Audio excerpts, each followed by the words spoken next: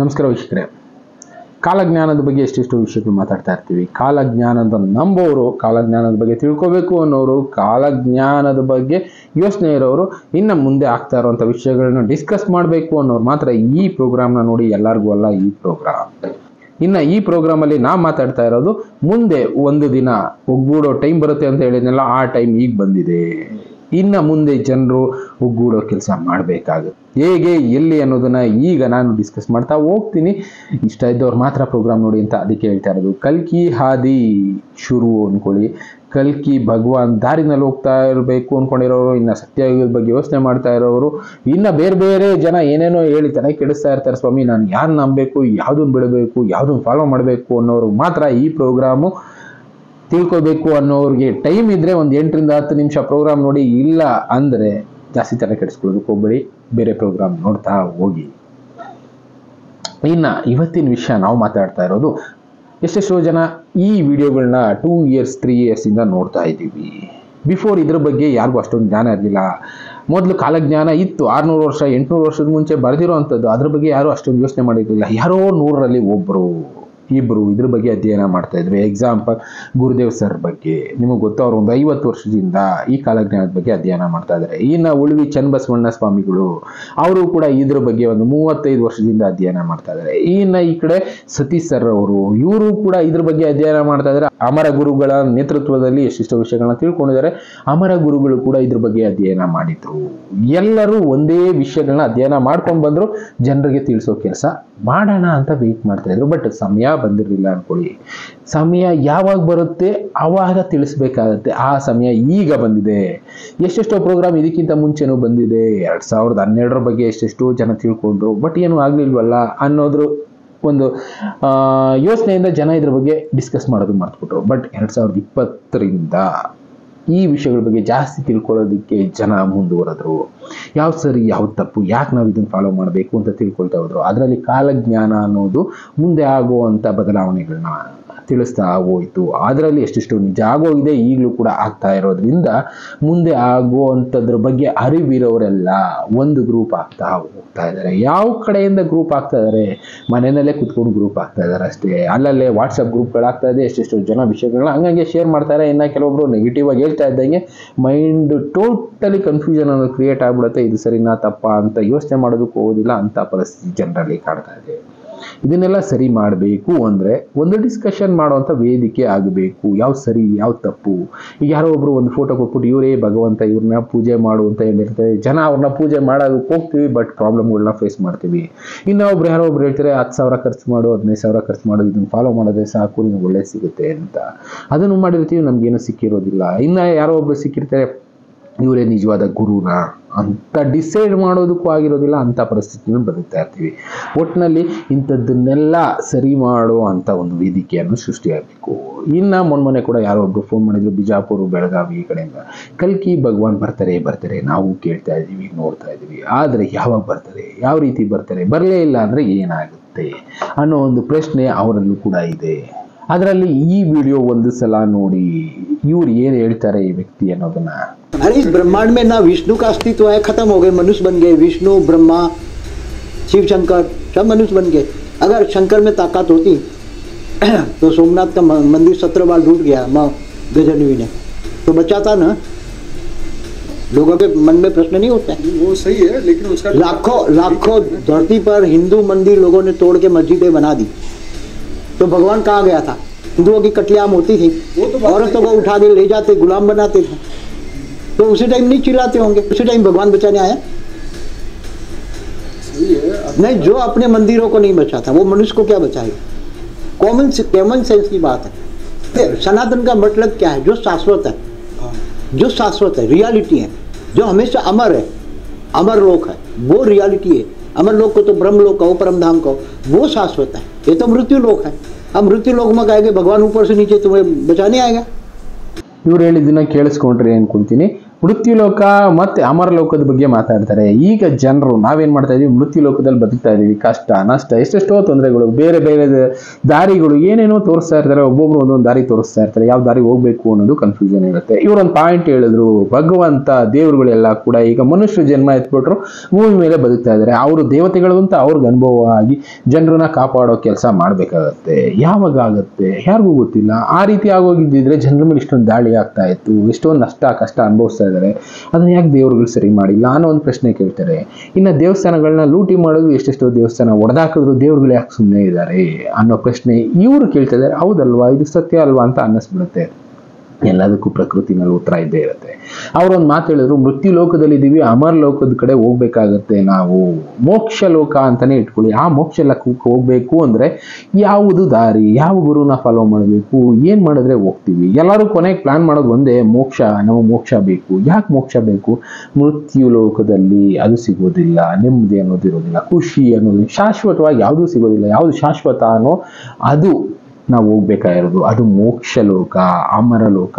ಆ ಲೋಕಕ್ಕೆ ಹೋಗ್ಬೇಕು ಅಂದ್ರೆ ಕೆಲವಷ್ಟು ವೇಗಳಿರುತ್ತೆ. ಅಂಥದ್ದನ್ನ ಡಿಸ್ಕಸ್ ಮಾಡಿ ಆ ದಾರಿನಲ್ಲಿ ಹೋಗಿ ಈಗ ನಾವಿರುವಂಥ ಲೋಕದಲ್ಲಿ ಏನು ಅನುಭವಿಸ್ತಾ ಇದೀವಿ ಇವನ್ನ ಬಿಟ್ಟು ಆಚೆಗೆ ಯೋಚನೆ ಮಾಡಿ ಅಂತಾನೆ ಹೇಳ್ತಾ ಇರೋದು. ಭಗವಂತ ಭೂಮಿ ಮೇಲೆ ಇರ್ಬೋದು, ಯಾವತ್ತೋ ಒಂದಿನ ಕಾಪಾಡೋ ಕೆಲಸ ಮಾಡ್ಬೋದು, ಬಟ್ ನಮ್ಮ ಸುತ್ತಮುತ್ತ ನಮ್ಮ ಮನಸ್ಸಲ್ಲೇ ಇರ್ಬೋದಲ್ಲ. ಅವನು ಹೇಳ್ತಾನೆ ಇರ್ತಾನೆ, ಎಚ್ಚರಿಸ್ತಾನೆ ಇರ್ತಾನೆ, ಇದು ಸರಿ ಇದು ಸರಿ ಇದು ತಪ್ಪು ಅಂತ. ಆದ್ರೂ ನಾವು ಮಾಡೋ ಕೆಲಸ ಮಾಡ್ತಾ ಇರ್ತೀವಿ. ಅದನ್ನೇ ಹೇಳ್ತಾ ಇರೋದು, ಯಾವ್ದು ಸರಿ ಯಾವ್ದು ತಪ್ಪು ಅಂತ ಡಿಸಿಷನ್ ತಗೊಳ್ಳೋದ್ರಲ್ಲೇ ಕನ್ಫ್ಯೂಷನ್ ಅನ್ನೋದು ಮನುಷ್ಯರು ಈಗ ಇದೆ. ಯಾಕೆಂದ್ರೆ ಇತ್ತೀಚಿನ ದಿನಗಳಲ್ಲಿ ಮೀಡಿಯಾಗಳಲ್ಲಿ ಕನ್ಫ್ಯೂಷನ್ ಯಾವ ತರ ಕ್ರಿಯೇಟ್ ಮಾಡ್ಬಿಟ್ಟಿದ್ದಾರೆ ಅಂದ್ರೆ, ಈಗ ಈ ಚಾನಲ್ ನೋಡ್ತಾರೆ, ಇನ್ನೊಂದೆರಡು ಚಾನಲ್ ನೋಡಿದಾಗ 100 ಒಳ್ಳೆ ವಿಷಯಗಳಿರ್ತಾರೆ, ಯಾವುದೋ ಒಂದು ತಪ್ಪು ದಾರಿಗೆ ಕರ್ಕೊಂಡು ಹೋಗೋ ಕೆಲಸ ಮಾಡ್ಬಿಟ್ಟಿರ್ತಾರೆ. ಜನ ಏನು ಅನ್ಕೊಳ್ತಾರೆ, ಅದೇ ಸರಿ ಅನ್ಕೊಂಡು ಫಾಲೋ ಮಾಡ್ಬಿಡ್ತೀವಿ. ಎಷ್ಟೆಷ್ಟೋ ಈ ರೀತಿ ತಪ್ಪುಗಳಾಗ್ತಾ ಇರುತ್ತೆ. ಯಾವುದೇ ವಿಷಯ ಆಗಲಿ ಡಿಸ್ಕಷನ್ ಮಾಡಿದಾಗ ಒಂದು ಕರೆಕ್ಟ್ ಆದ ಉತ್ತರ ಸಿಗುತ್ತೆ. ಒಬ್ಬ ಮನುಷ್ಯನಿಗೆ ಇಷ್ಟು ಗೊತ್ತಿರ್ಬೋದು, ಒಬ್ರಿಗೆ ಅಷ್ಟು ಗೊತ್ತಿರ್ಬೋದು. ನನಗೂ ಇಷ್ಟೇ ಗೊತ್ತಿದೆ ಅನ್ಕೊಳ್ಳಿ, ನಾನು ಇಷ್ಟು ತಿಳ್ಕೊಳ್ಳೋ ಕೆಲಸ ಮಾಡ್ತಾ ಇದ್ದೀನಿ. ಇಷ್ಟು ತಿಳ್ಕೊಳಕ್ಕಾಗಲಿಲ್ಲ, ಒಂದಿಷ್ಟಾದ್ರೂ ಬೊಕ್ಸೆ ಅಷ್ಟಾದ್ರೂ ತಿಳ್ಕೊಳ್ಳೋ ಕೆಲಸ ನಾನು ಮಾಡ್ತಾ ಇರ್ತೀನಿ. ಯಾವಾಗ ಗೊತ್ತಾಗುತ್ತೆ? 10 ಜನರ ಹತ್ರ ಮಾತಾಡಿದಾಗ, 10 ಜನರ ಹತ್ರ ಇರೋ ವಿಷಯಗಳನ್ನ ಒಗ್ಗೂಡಿಸಿದಾಗ ಅದು ಗೊತ್ತಾಗ್ತಾ ಹೋಗುತ್ತೆ. ಆ ಒಗ್ಗೂಡಿಸ್ಬೇಕು ಅಂದ್ರೆ ಒಂದು ವೇದಿಕೆ ಬೇಕಲ್ಲ. ಈಗ ನನಗೆ ಯಾರೊಬ್ರು ಫೋನ್ ಮಾಡಿದ್ರು, ಬೆಳಗಾವಿ ಅವರು. ಹೇಳಿದೆ, ಅವರು ಕೇಳಿದ್ರು, ಕಲ್ಕಿ ಭಗವಾನ್ ಬರಲೇ ಇಲ್ಲ ಅಂದ್ರೆ ಏನಾಗುತ್ತೆ? ಬರ್ತಾನೆ ಒಂದು ನಂಬಿಕೆಯಲ್ಲಿ ಜನ ಒಳ್ಳೇದು ಮಾಡಬೇಕು ಅನ್ನೋ ಒಂದು ಪ್ರಯತ್ನ ಮಾಡ್ತಾರೆ. ಬರಲೇ ಇಲ್ಲ ಅಂದ್ರೆ ಪ್ರಕೃತಿ ಏನು ಮಾಡ್ಬೇಕು ಅದನ್ನ ಮಾಡ್ತಾನೆ ಇರುತ್ತೆ. ಯಾರನ್ನು ಕಾಪಾಡುತ್ತೆ, ಯಾರನ್ನ ಯಾವ ರೀತಿ ಕಾಪಾಡುತ್ತೆ ಅನ್ನೋದು ಯಾರ ಕೈಲೂ ಜಡ್ಜ್ ಮಾಡೋದಕ್ಕಾಗೋದಿಲ್ಲ. ಯಾರೂ ಕೂಡ ಇದ್ರ ಬಗ್ಗೆ ತಿಳ್ಕೊಳ್ಳೋದು ಕಷ್ಟ ಇದೆ. ಏಕೆಂದರೆ ಪ್ರಕೃತಿನಲ್ಲಿ ಯಾವಾಗ ಏನಾಗುತ್ತೆ ಅನ್ನೋದು ಕೆಲವಷ್ಟು ಜನಕ್ಕೆ ಮಾತ್ರ ಮುನ್ಸೂಚನೆಯಿಂದ ಗೊತ್ತಾಗುತ್ತೆ, ಎಲ್ಲರಿಗೂ ಗೊತ್ತೂ ಆಗೋದಿಲ್ಲ. ಕಾಲಜ್ಞಾನಿಗಳು ಬರೆದ್ರು ಈ ರೀತಿ ಆಗುತ್ತೆ, ಈ ರೀತಿ ಬದಲಾವಣೆ ಬರುತ್ತೆ, ಯಾವಾಗ ಅದಕ್ಕೆ ಮುನ್ಸೂಚನೆಗಳನ್ನ ಕೊಡುತ್ತೆ ಅಂತ ಹೇಳ್ಕೊಂಡು ಹೋಗಿದ್ದಾರೆ. ಆ ಮುನ್ಸೂಚನೆ ಕೊಟ್ಟಾದ್ಮೇಲೆ ಕೆಲವಷ್ಟು ಪಾಯಿಂಟ್ಗಳಲ್ಲಿ ಹೇಳಿದ್ರು 1,44,000 ಜನ ಒಗ್ಗೂಡ್ತಾರೆ. ಯಾವ ರೀತಿ ಒಗ್ಗೂಡ್ತಾರೆ? ಯಾರು ಅವ್ರನ್ನ ಮುಂದಾಳತ್ವ ವಹಿಸ್ತಾರೆ? ಅವರೇನು ಒಂದೇ ಕಡೆ ಇದ್ದಾರಾ? ಕರ್ನಾಟಕದಲ್ಲಿದ್ದಾರಾ, ತಮಿಳ್ನಾಡಲ್ಲಿದ್ದಾರಾ, ಇಲ್ಲ ಇಂಡಿಯಾದಲ್ಲಿದ್ದಾರಾ, ಇಲ್ಲ ಪಾಕಿಸ್ತಾನದಲ್ಲಿದ್ದಾರಾ, ಇಲ್ಲ ಅಮೆರಿಕಾದಲ್ಲಿದ್ದಾರಾ, ಎಲ್ಲಿದ್ದಾರೆ ಅನ್ನೋ ಪ್ರಶ್ನೆ ಹೋಗ್ಬಿಡುತ್ತೆ. ಅದ್ರ ಲೆಕ್ಕಾಚಾರ ಮಾಡ್ಕೊಂಡು ಹೋಗೋದಾದ್ರೆ ಇಡೀ ಭೂಮಿನಲ್ಲಿ ಪೂರ್ತಿ ಇರಬಹುದು 1,44,000 ಜನ. ಈವನ್ ಅಮರ ಗುರುಗಳು ಕೂಡ ಇದನ್ನೇ ಹೇಳಿದ್ದು. ಇವರೆಲ್ಲ ಒಗ್ಗೂಡುವಂಥ ಸಮಯ ಬರುತ್ತೆ. ಯಾವಾಗ ಬರುತ್ತೆ ಅಂತ ಪ್ರಶ್ನೆ ಮಾಡಿದ್ರು. ಆ ಪ್ರಶ್ನೆಗೆ ಉತ್ತರ ನಿಜವಾಗ್ಲೂ ಕಷ್ಟ ಇದೆ. ಬಟ್ ನಾವೇ ಯಾಕೆ ಅದನ್ನ ಶುರು ಮಾಡಬಾರ್ದು ಅನ್ನೋದು ಉತ್ತರನೂ ಅವರೇ ಕೊಟ್ಟರು. ಯಾಕೆ ನೀವು ಯಾಕೆ ಇದನ್ನ ಶುರು ಮಾಡ್ತಾ ಇಲ್ಲ? ಹೌದು, ಕಲ್ಕಿ ಭಗವಾನ್ ಬರ್ತಾರೆ, ಜನರಿಗೆ ಒಳ್ಳೇದು ಮಾಡಬೇಕು ಅಂದ್ರೆ ವೇದಿಕೆ ಬೇಕು, ಅದನ್ನ ಯಾಕೆ ಶುರು ಮಾಡಬಾರ್ದು ಅಂತ. ಹೌದು, ಇದೊಂದು ಒಳ್ಳೆ ಉದ್ದೇಶ ಅನ್ಕೊಂಡು ಈಗ ಒಂದು ವೇದಿಕೆ ಅನ್ನೋದನ್ನ ಮಾಡೋ ಪ್ರಯತ್ನದಲ್ಲಿದ್ದೀವಿ. ಯಾರಿಗೆ ಕಾಲಜ್ಞಾನದ ಬಗ್ಗೆ ಇಂಟ್ರೆಸ್ಟ್ ಇದೆ, ಯಾರು ಕಾಲಜ್ಞಾನದ ಬಗ್ಗೆ ತಿಳ್ಕೊಬೇಕು ಅಂತ ಇರ್ತಾರೆ, ಕಾಲಜ್ಞಾನದ ಬಗ್ಗೆ ಅಧ್ಯಯನ ಮಾಡಬೇಕು ಅಂತ ಇರ್ತಾರೆ, ಇನ್ನು ತಿಳ್ಕೊಂಡಿರ್ತಾರೆ, ಅಂತ ವಿಷಯಗಳನ್ನ ಡಿಸ್ಕಸ್ ಮಾಡಿ ನಾವು ತಿಳ್ಕೊಬಹುದು, ನಾವು ತಿಳ್ಕೊಂಡಿರೋದು ಅವ್ರಿಗೂ ತಿಳಿಸ್ಬೋದು. ಒಟ್ಟಿನಲ್ಲಿ ಒಳ್ಳೇದ್ರ ಬಗ್ಗೆ ಒಂದು ದಾರಿ, ಒಂದು ಗುರಿ ಇಟ್ಕೊಂಡು ಹೋಗುವಂತ ಕೆಲಸ ಮಾಡ್ಬೋದಲ್ಲ. ನನಗೆ ಫೋನ್ ಮಾಡಿದ್ದವರು ಬೇರೆ ಧರ್ಮದವರೇ ಇರ್ಬೋದು. ಅವ್ರು ಹೇಳಿದ್ರು, ಸರ್ ಧರ್ಮಕ್ಕಿಂತ ಮನುಷ್ಯ ಧರ್ಮ ಮುಖ್ಯ ಅಲ್ವಾ? ಹೌದು, ನಾನು ಅದನ್ನೇ ಹೇಳೋದು. ಧರ್ಮ ಜಾತಿ ಎಲ್ಲ ಬಿಟ್ಬಿಡೋಣ, ಅದನ್ನ ನಾವು ಮಾಡ್ಕೊಂಡಿರೋದು. ಇದನ್ನೆಲ್ಲ ಮೀರಿದ್ದು ಮನುಷ್ಯ ಧರ್ಮ. ಮನುಷ್ಯಂಗಾಗಬೇಕು. ಕಷ್ಟದಲ್ಲಿ ನೀರಲ್ಲಿ ಮುಳುಗ್ತಾ ಇರ್ತೀರ, ಪ್ರವಾಹ ಬಂದು, ಅವಾಗ ನಮ್ಗೆ ಈ ಧರ್ಮದವರೇ ಬಂದು ಕಾಪಾಡಬೇಕು, ಅವರೇ ಬಂದು ಕಾಪಾಡಬೇಕು ಅಂದ್ರೆ ಆಗುತ್ತಾ? ಯಾರೋ ಒಬ್ರು ಕಾಪಾಡಪ್ಪ ಅಂದಾಗ ಕಾಪಾಡೋ ಕೆಲಸ ಮಾಡ್ತಾನಲ್ಲ, ಅವನೇ ನಮ್ಗೆ ದೇವರಾಗ್ತಾನೆ. ಅಂಥವ್ರನ್ನ ನಾವು ಪೂಜೆ ಮಾಡೋ ಕೆಲಸ ಮಾಡ್ತೀವಿ ಅಷ್ಟೇ. ಇಲ್ಲಿ ಧರ್ಮ ಅನ್ನೋದು ಆಗ ಮುಖ್ಯ ಆಗೋದಿಲ್ಲ. ಇಲ್ಲಿ ಧರ್ಮ ಎಲ್ಲ ಬಿಟ್ಟು ಸೇರುವಂತ ಒಂದು ಸಂಘಟನೆ ಆಗ್ಬೇಕಲ್ಲ. ಸಂಘಟನೆ ಅನ್ನೋದಕ್ಕಿಂತ ಅನುಯಾಯಿಗಳು ಅನ್ಕೊಳ್ಳಿ, ಅಂತ ಅನುಯಾಯಿಗಳನ್ನ ಗುರುತಿಸೋ ಕೆಲಸ ಆಗ್ಬೇಕು. ಜನರು ಒಗ್ಗೂಡಿದ್ರೆ ಮಾತ್ರ ಅಂಥವರು ಒಂದಾಗ್ತಾರೆ. ಅದಕ್ಕೆ ಈಗ ಒಂದು ವೇದಿಕೆ ಸೃಷ್ಟಿ ಮಾಡ್ತಾ ಇದೀವಿ. ಸದ್ಯಕ್ಕೆ ಈಗ ಬೆಂಗಳೂರಲ್ಲಿ ಶುರು ಮಾಡೋಣ ಅಂತ ಇದೀವಿ. ನಿಮಗೂ ಗೊತ್ತಿರೋ ವಿಷಯ ನಮಗೂ ತಿಳಿಸಿ, ನಮಗೂ ಗೊತ್ತಿರೋ ವಿಷಯ ನಿಮಗೂ ತಿಳಿಸ್ತೀವಿ. ಎಲ್ಲರೂ ಒಟ್ಟಿಗೆ ಸೇರ್ಬಿಟ್ರೆ ಒಂದು ಕನ್ಫ್ಯೂಷನ್ ಅನ್ನು ಕ್ರಿಯೇಟ್ ಆಗ್ಬಿಡುತ್ತೆ ಅನ್ನೋದಕ್ಕೋಸ್ಕರನೇ ಸ್ವಲ್ಪ ಜನನ ಕೆಲವೊಂದು ಜಾಗದಲ್ಲಿ ಮೀಟ್ ಮಾಡೋಣ ಅಂತ. ಅದಕ್ಕೋಸ್ಕರ ಈ ವಾಟ್ಸಪ್ ನಂಬರ್ ಹಾಕ್ತಾ ಇದ್ದೀವಿ. ಇಂಟ್ರೆಸ್ಟ್ ಇರೋರು, ಕಾಲಜ್ಞಾನದ ಬಗ್ಗೆ ತಿಳ್ಕೊಂಡಿರೋರು, ಇದ್ರ ಬಗ್ಗೆ ಡಿಸ್ಕಸ್ ಮಾಡಬೇಕು ಅನ್ನೋರು, ಜನರು ಒಳ್ಳೇದು ಮಾಡಬೇಕು ಅನ್ನೋ ಉದ್ದೇಶ ಇರೋರು ಬರಬಹುದು, ಡಿಸ್ಕಸ್ ಮಾಡ್ಬೋದು. ಮುಂದೇನೂ ಕೂಡ ಈ ಗ್ರೂಪ್ಗಳು ಕಂಟಿನ್ಯೂ ಆಗ್ತಾ ಹೋಗುತ್ತೆ. ಕಲ್ಕಿ ಭಗವಾನ್ ಬರೋ ತನಕ ಇಲ್ಲ, ಮುಂದೆ ಆಗುವಂತ ಅನಾಹುತಗಳನ್ನ ಪ್ರಕೃತಿಯಿಂದ ಆಗ್ಬೋದು, ಬೇರೆ ರೀತಿ ಆಗ್ಬೋದು, ಎಲ್ಲ ಅನಾಹುತಗಳನ್ನ ಎದುರಿಸಿ ಮುಂದೆ ಒಂದು ಒಳ್ಳೆ ದಾರಿ ಸಿಗೋ ತನಕ, ಒಳ್ಳೆ ವ್ಯವಸ್ಥೆ ಸೃಷ್ಟಿ ಆಗೋ ತನಕ ಈ ಸಂಘಟನೆಗಳು ಉಳ್ಕೋಬೇಕು, ಅನುಯಾಯಿಗಳಾಗಿರ್ಬೇಕು.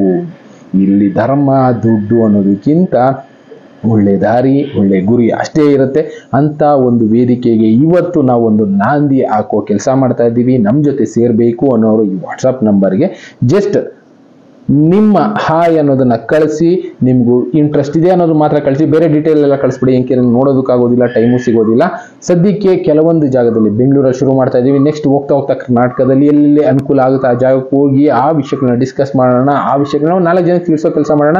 ನಿಮಗೆ ಗೊತ್ತಿರೋ ವಿಷಯಗಳನ್ನ ನೀವು ಮಾತಾಡ್ಬೋದು, ಅದನ್ನ ಜನರಿಗೆ ತಿಳಿಸೋ ಕೆಲಸ ನಾವು ಮಾಡ್ತೀವಿ ಅಂತ ಒಂದು ವೇದಿಕೆ ಈಗ ಸೃಷ್ಟಿ ಆಗ್ತದೆ. ಒಟ್ಟಿನಲ್ಲಿ ಕಲ್ಕಿ ಭಗವಾನ್ ಹೆಸರಲ್ಲಿ, ಕಲ್ಕಿ ಹಾದಿ ಹೆಸರಲ್ಲಿ ಇವತ್ತು ನಾವು ಹೋಗ್ತಾ ಇದೀವಿ. ಒಂದು ಒಳ್ಳೆ ಉದ್ದೇಶದಿಂದ ಒಂದು ನಾಂದಿ ಅನ್ನೋದನ್ನ ಆಗ್ತಾ ಇದೀವಿ. ಎಲ್ಲದಕ್ಕೂ ಒಂದು ಬುನಾದಿ, ಬೇಸ್ಮೆಂಟ್ ಅನ್ನೋದು ಬೇಕು. ಭಗವಂತ ಬಾ ಬಾ ಅಂತ ಕರೆಯೋ ಕೆಲಸ ಎಲ್ಲರೂ ಮಾಡ್ತಾ ಇದ್ದಾರೆ. ಆದ್ರೆ ಭಗವಂತ ಬರೋದಕ್ಕೆ ಏನು ಬೇಕು, ಆ ಬೇಸ್ಮೆಂಟ್ ಕ್ರಿಯೇಟ್ ಮಾಡ್ಬೇಕಲ್ಲ, ಆ ಬೇಸ್ಮೆಂಟ್ ಕ್ರಿಯೇಟ್ ಮಾಡೋ ಕೆಲಸ ನಾವು ಮಾಡಬೇಕಾಗಿದೆ. ಆ ನಾಂದಿ ಅನ್ನೋದನ್ನ ಈಗ ನಾವು ಶುರು ಮಾಡ್ತಾ ಇದೀವಿ. ಅದಕ್ಕೆ ನಿಮ್ಮ ಸಹಕಾರ, ಎಲ್ಲರೂ ಸಹಕಾರ ಕೊಡೋದಿಲ್ಲ, ಎಲ್ಲರಿಗೂ ಇಂಟ್ರೆಸ್ಟ್ ಇರೋದಿಲ್ಲ. 100ರಲ್ಲಿ ಒಂದು 3 ಜನಕ್ಕಾದ್ರೂ ಇಂಟ್ರೆಸ್ಟ್ ಇರ್ಬೋದಲ್ಲ, ಅಂಥವ್ರು ಬನ್ನಿ, ಮೀಟ್ ಮಾಡೋಣ, ಡಿಸ್ಕಸ್ ಮಾಡೋಣ. ಓವರ್ ಆಲ್ ಆಗಿ ಒಂದು ಹಾದಿ ಅನ್ನೋದನ್ನ ಹುಟ್ಟಾಕ್ತಾ ಹೋಗೋಣ. ಜನರಿಗೆ ಒಳ್ಳೇದು ಮಾಡೋ ಕೆಲಸ ಮಾಡೋಣ. ಯಾರಿಗೆ ನಂಬಿಕೆ ಇರುತ್ತೆ ಅವ್ರು ಉಳ್ಕೊಳ್ತಾರೆ, ಯಾರಿಗೆ ನಂಬಿಕೆ ಇರೋದಿಲ್ಲ ಅವ್ರು ಹೋಗ್ತಾ ಇರ್ತಾರೆ. ಎಲ್ಲರೂ ಉಳ್ಕೊಂಡ್ಬಿಡ್ತಾರ. ಒಳ್ಳೇದು ಮಾಡಿದ ತಕ್ಷಣ ನಮ್ಮನ್ನು ದೇವ್ರು ಕಾಪಾಡ್ಬಿಡ್ತಾನ, ಅದು ಸೆಕೆಂಡ್ರಿ. ನಂಬಿಕೆ ಇದೆಯಲ್ಲ, ನಂಬಿಕೆ ಒಂದಲ್ಲ ಒಂದಿನ ಕಾಪಾಡುತ್ತೆ. ಆ ನಂಬಿಕೆ ಅನ್ನೋ ದಿಕ್ಕಲ್ಲಿ ನಾವು ಹೋಗ್ಬೇಕಾಗತ್ತೆ. ಬುದ್ಧ ಒಂದು ಮಾತು ಹೇಳ್ತಾ ಇದ್ದ, hope is the only way for everything. ಅಂದ್ರೆ ನಂಬಿಕೆ ಅನ್ನೋ ಒಂದೇ ಒಂದು ಪದ ನಮ್ಮ ಜೀವನದಲ್ಲಿ ಎಲ್ಲದಕ್ಕೂ ಉತ್ತರ ಕೊಡುತ್ತೆ ಅಂತ ಉತ್ತರ ಸಿಗಬೇಕು ಅಂದ್ರೆ ಒಂದು ನಂಬಿಕೆಯಲ್ಲಿ ಬನ್ನಿ, ವಿಷಯಗಳನ್ನ ಡಿಸ್ಕಸ್ ಮಾಡೋಣ. ನಮ್ಮಲ್ಲಿರುವಂಥ ಪ್ರಾಬ್ಲಮ್ಗಳನ್ನ ಕೂಡ ಸಾಲ್ವ್ ಮಾಡ್ಕೊಳ್ಳೋಣ. ನಿಜವಾದ ಗುರು ಯಾವುದು, ನಿಜವಾದ ದಾರಿ ಯಾವುದು, ಯಾವ ದಾರಿನಲ್ಲಿ ಹೋದ್ರೆ ಏನು ಸಿಗುತ್ತೆ ಅನ್ನೋದನ್ನ ಅರ್ಥ ಮಾಡ್ಕೊಳ್ಳೋಣ. ಅಂಥದ್ದಕ್ಕೆ ಒಂದು ಹೊಸ ನಾಂದಿ ಆಗ್ತಾ ಇದ್ದೀವಿ. ಕಲ್ಕಿ ಹಾದಿ. ಮುಂದೆ ಸಿಗೋಣ. ಇನ್ನು ಬೇರೆ ವಿಷಯಗಳನ್ನ ನಾವು ಡಿಸ್ಕಸ್ ಮಾಡೋಣ. Thank you. ಮತ್ತೆ ಸಿಗ್ತೀನಿ. Good by.